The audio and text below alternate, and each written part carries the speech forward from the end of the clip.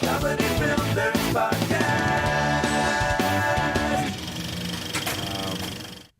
Let's talk about Snatched. You saw this film. I saw it this weekend, yes. I treated myself. Mm-hmm. I was up in Portland for gigs, and have you ever been to the living room theaters there? Yeah. I mean, Portland has a million, drink a beer and sit on a couch and watch movie theaters, which is great. I went, in the afternoon and had a nice Caesar salad. With a beer? Chardonnay, actually. For Nice. you. I mean, I'm the demographic for this movie, for sure. I came in here wearing a fanny pack. Yes, I had a Chardonnay. I did. This is Goldie Hawn's first film since The Banger Sisters. Yeah, which is 15 years or something. Yeah. Yeah. I mean, that's the main reason I saw it. I love Goldie. I also have to, follow Amy's career, I guess, for as much as she gets brought up to me. Did you know there can only be one female comic on top at any given time, and if she has your name, people need to bring it up a lot. I don't know.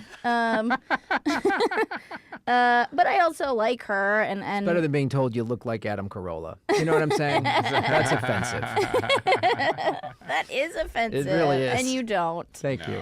No. Adam Carolla looks like you. That's how people should be phrasing it. He's a less attractive, less funny Graham Elwood. Yes. Yeah, Goldie's come back. There's a lot of funny people in it. Christopher Maloney's in it, who's I think the funniest part of anything he ever does, except for SVU. That's not for laughing. That show's for serious. And Wanda Sykes is in it. Joan Cusack's in it. Oh, wow. She's hilarious. Playing Wanda's partner, which is hilarious. Now they get kidnapped, right? Or on a vacation? Yeah. They're in Ecuador, and they get kidnapped, and then it's them fighting their way out and accidentally Is killing. it like Russell Crowe in Proof of Life? I haven't seen that. Do you have a different reference? Aaron is shaking his head no. It's just Proof of Life, such a garbage movie. Yeah. Well, let me ask you this, because this is always the when done correctly is great, but can be the problem in the comedy film is, the through line to just get us from one joke set piece to the next. Mm-hmm. And, sometimes it's, like Bridesmaid or whatever. They're getting married. That's the theme, but it's really just about all these jokes and all these set Right. pieces. Did that work? Did the, we're abducted, we got to get out work with regard to this? I think so. I think the through line is more their relationship, of course. I mean, you have to have a message about how you, should respect your mom or listen to her or whatever. Mm-hmm. Or, they set up this story about how Amy Schumer's character is worthless and lazy, basically. And so it's them working together to get out of that situation. And then she's like, oh, you can work hard at something.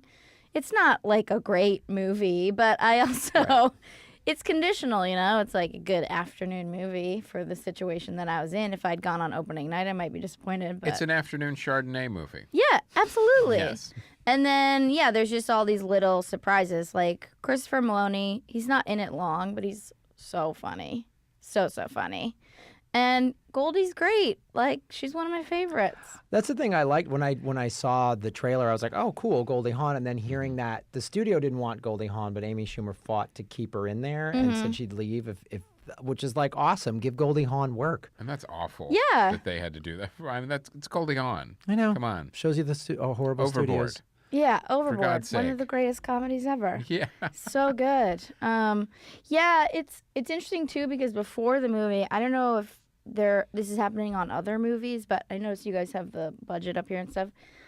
Have you been seeing? They did this commercial before the movie to just say thank you for coming to the movies. Isn't going to the movies great? They're just treading please keep spending money at the movies. It was a really weird the more you know situation. It can never compare to, watching TV at home is never the same as going to the theater and just trying to sell people on coming back. It was so bizarre. But it's Amy and Goldie. And then you're what? We're about to watch a movie with you in it. Shouldn't they get the other commercial. actors for the... Yeah, and it's directly before the opening credits. Oh, weird. They're literally thank you so much for being here. Wow. Yeah. So Like- was that a cool thing, or was it sort of how did it Was it feel to you? Like off-putting? what? Did This it is feel a weird. It little- was off-putting, yeah, because at first they pop up and you're like, is this part of the movie? Like, is this like I wonder if Optimus Prime will do that for the Transformers movie. like I thought it was some sort of prologue, but then they're like, I'm Amy and I'm Goldie, and you're like, what? And they're just like, thanks for coming to the movies. We want to keep our jobs. Must be some kind of weird test program of like, Yeah. will this make people come back more if we have the stars ask them to come back? Well, I think it's. I mean, what is really going on is they're having a hard time getting people into the theater, so that's why you have all of these luxury recliners and order cocktails right. and Yeah. have a waiter bring you food. Like they're trying to do everything they can. The IMAX, the seats that move. Yeah. You know, like Even everything for just assigned seating too. It makes a big difference. Mm-hmm. But none of the plan is like make things a little cheaper or pay people a little bit less. Well, I mean, they pay women actors less all the time. But, just like, can they just like rein in these budgets like a little bit? It's not like a viable business model if people aren't coming to see it I know. anymore. It's really strange. well, you get in. I mean, so this has a $42 million budget, which that's not too crazy it's for like a relatively Well, cheap movie. Yeah. right. I mean, sometimes too, a theatrical release for a movie like this is designed specifically to raise awareness for when it's on demand and on DVD, so where they plan to make most of their money back. Right. But yeah, I mean, there's all these. We've talked about it a lot on this show. The $150 and $200 million budgets. They paint themselves into such a corner where if those don't do crazy numbers then like that's got to be hurting the business. They've made jokes about this. Aaron? Also, you said it takes place in Ecuador, but they shot the entire thing in Hawaii. Wouldn't it have been cheaper to shoot it in Ecuador? Well, that's a good question. But actually, Hawaii has tax breaks. credits. Certainly, and yeah. they've done some of the Pirates movies there. There's a lot of production there that Hawaii, from what I understand, is actually getting a little cheaper. But because the Ecuador, Just you might not have to live there. just not to live there. No. But it was interesting okay. because the director is the same person who did 50-50, which I liked. Warm But- Bodies, the zombie movie. So overall, though, Amy, you like Snatch. You were Or mediocre on it. I was entertained for the situation I was in. Okay.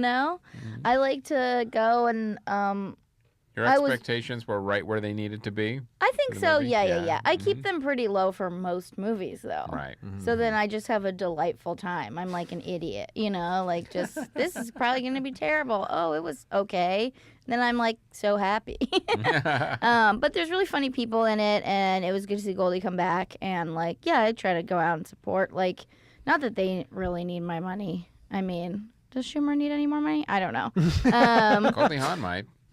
But I you know, try to the go way see they're- movies the, with. the way the studios seem to be blackballing her from movies. Yeah, it's What strange. did she commit the awful crime of getting older? Is that the crime that Yes, she that's- committed under the studios? I think she got older, but she chose to take this time off. I think because she's like helping raise her grandkids and stuff. And I don't know, but she also has a little bit of a reputation for being like outspoken, difficult. They call it difficult if you're a girl.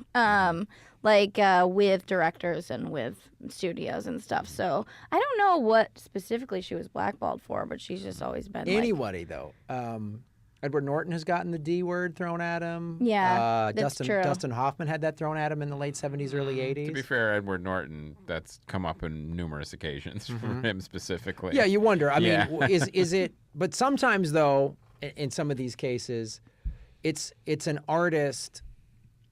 What they'll lump in two things incorrectly. They like my bottled water is in the right temperature and I'm going to throw a fit on stage. Right. They put that in the same category as somebody who like artistically is like, no. I think this character needs to be doing this and we need to Yeah. do it that way, which to me is they're two separate things. It's Totally. like Right. having artistic integrity and wanting the overall film to be well is different than I'm the celebrity. I want this, Or fighting for fair pay, which Right. is a big, yeah. And Oh, yeah. I guess because they were going to make, I just read this today, they were going to make a First Wives Club sequel, Second Wives Club or something. And they all bowed out. And I think Goldie was sort of leading that charge because the pay was like so insulting. Wow. That they were like, yep, just because we're old ladies. Like, we've been in this industry for this long. We know, like, what might be a reasonable check for this movie. Right. And This I, wasn't for it.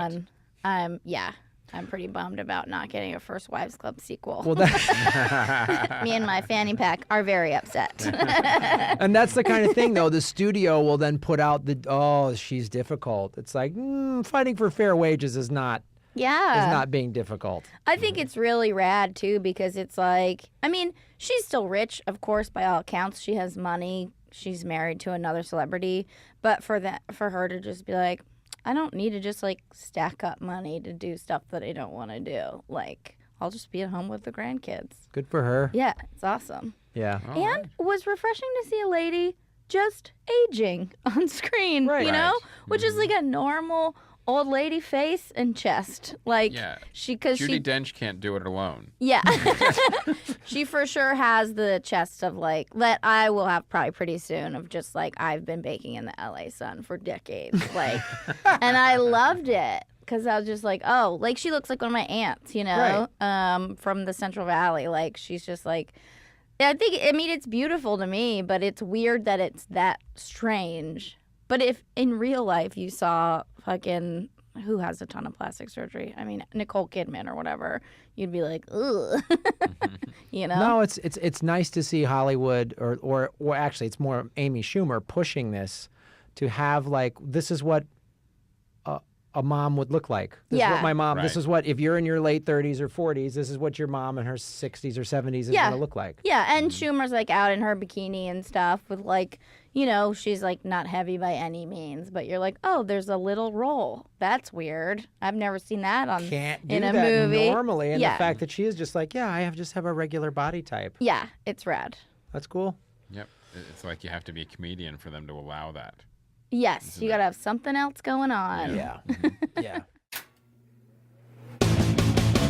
I shot first.